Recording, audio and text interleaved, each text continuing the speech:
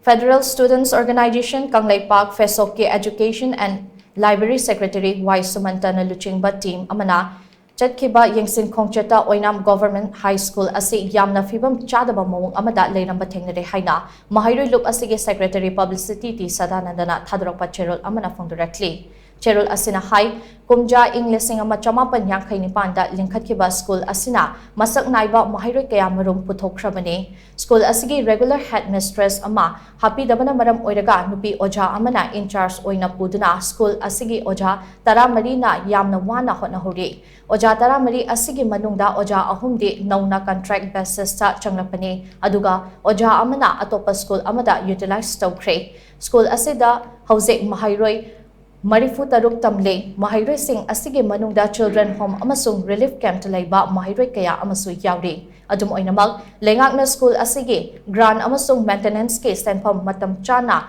piraktabana khudong chadaba kaya mayok naduna leihori. Punna classroom taramapan laiba school asida sizinaba yariba classroom de kharakhaktani. Classroom sing asigi phaklangsu semjin bidabana machet ningkhaiba thengnaraki. Asi Yamna wana leiringai talagasida ngarang nungthil sitkhiba akanba nonglei nushit aduna classroom ama amadi toilet ke mathak thangba saru humdokhiduna hena khudong chadaba Phivam amada leihori. School asida RSA amasung police cadet na piba computer ani khakta natana atay ahenba computer amata leiba thengnarakhide.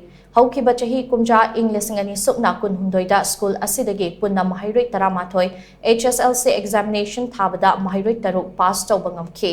Chahi asidasu school asige maheiroi tara hundoina HSLC examination thakhi. School asige headmistress in charge ke maikaidagisu lengakta tawhaningba thabak kaya thamlakli.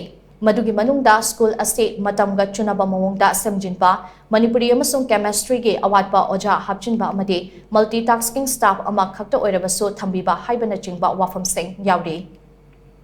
Phivam Kairaba School ase semjin binaba ZEO amasung Directorate of Education Esta ayiba cherol thakrabasu ngasi fawba pakum amata fangba leitri. Lengake school fagathan se haiba mission ase Kangleipak school khara khaktagira haibasi achauba wahang ama oiri hainaso headmistress in charge na pendaba wafam kaya phongdorakli haina cherol asna makha tarakli.